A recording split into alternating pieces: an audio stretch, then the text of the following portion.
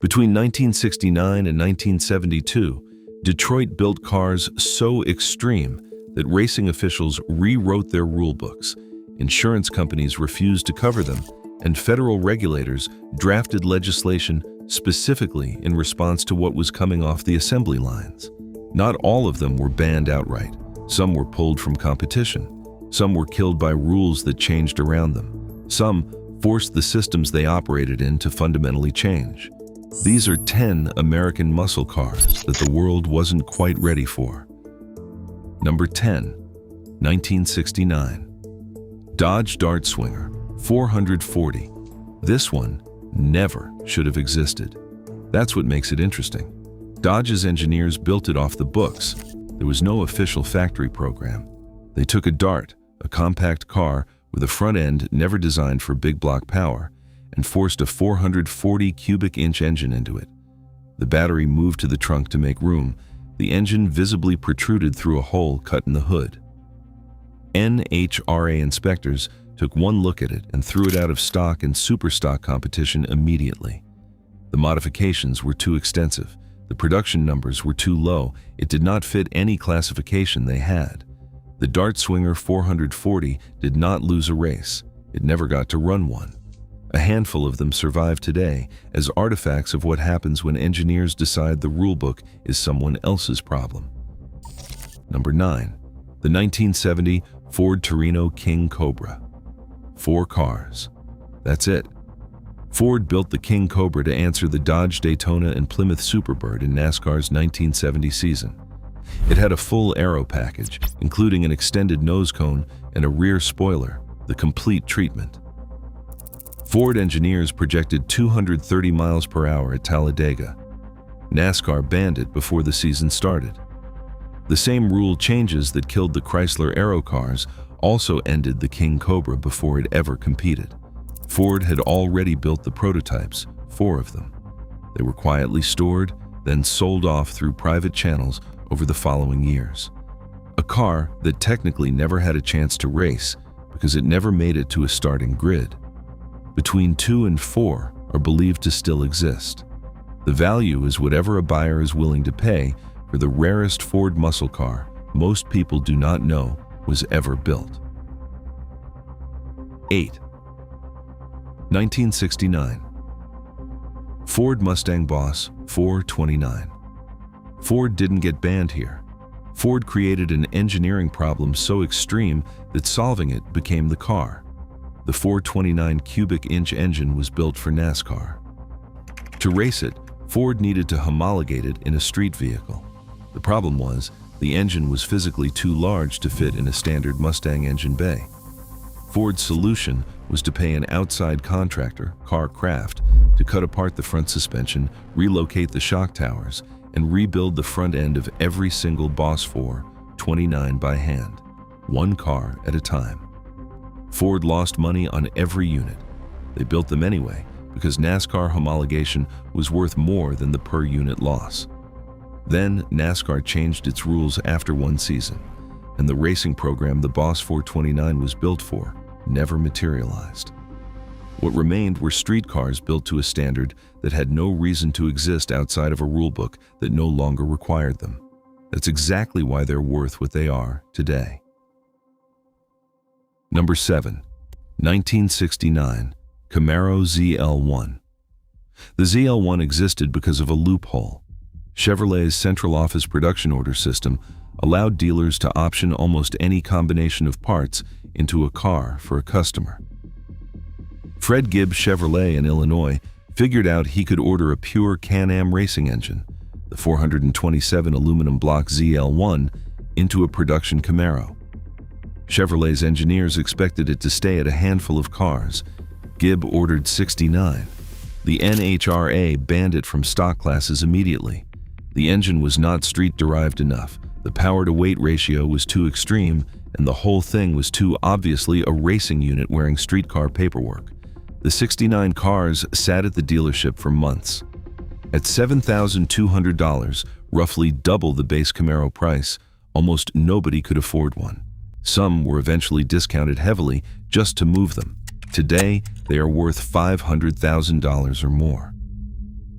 The NHRA ban did more for the ZL1's legacy than any race result could have. 6. 1969.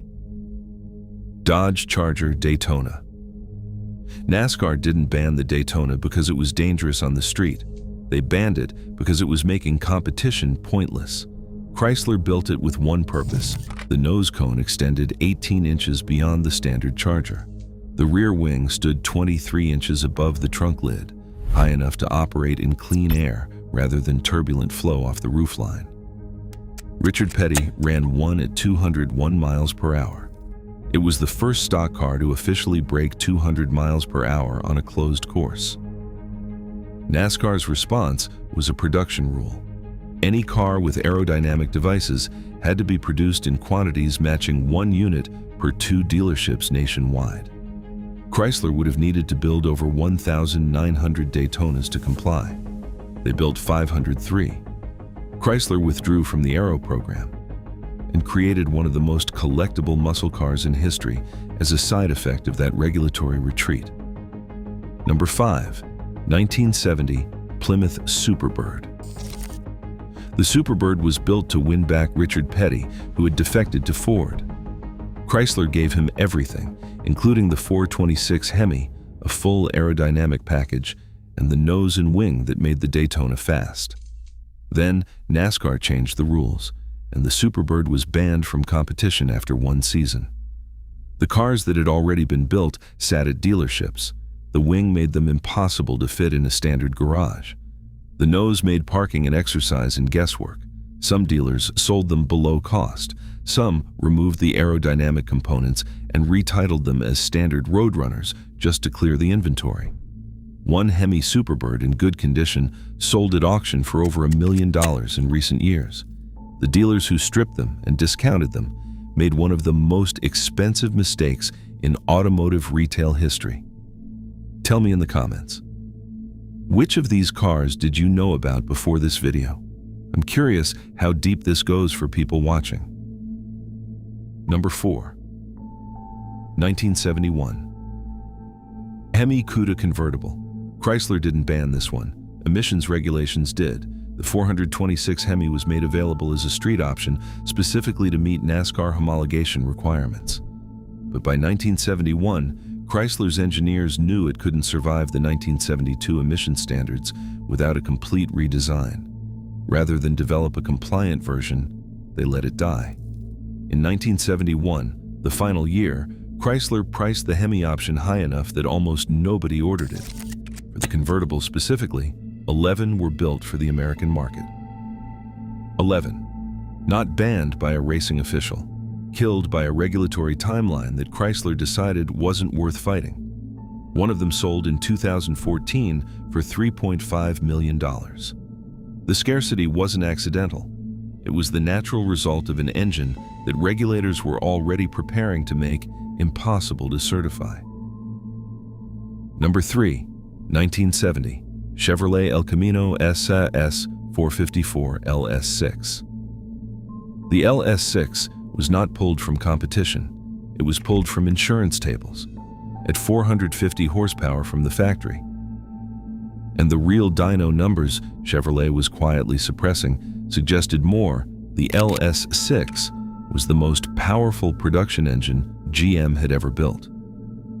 Insurance companies had been watching the displacement wars escalate for years. When the LS6 arrived, several major carriers refused to write policies for it at any reasonable rate. You could buy the car, you could register it. Finding affordable insurance if you were under 30 was a different problem entirely. GM discontinued the LS6 after 1 model year, not primarily because of the insurance issue, but because the 1971 compression ratio cuts required by incoming emissions regulations would have gutted its output anyway. The LS6 was a final statement from an engineering culture that understood the window was closing. Number 2. 1970 Dodge Challenger T, a 346-pack. The TA was built for one specific purpose: Trans Am racing homologation. Triple 2-barrel carburetors on a 340 cubic inch engine, factory built to meet the production requirements that allowed it to compete. It was available for one model year. In 1971, the formula that made it possible started collapsing. Compression ratios dropped across every high-performance engine in the lineup. The 426 Hemi was gone. Insurance pressure and emissions compliance costs were restructuring what Detroit could profitably build. The TA itself was not banned. What happened was more complete than a ban.